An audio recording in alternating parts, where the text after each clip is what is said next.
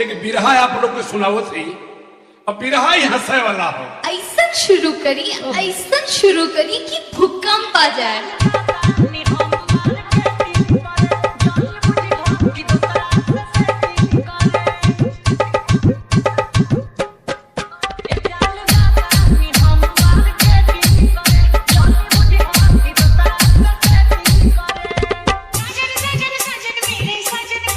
एजन भूमिका के भाव लगल तन से चल उठा के देता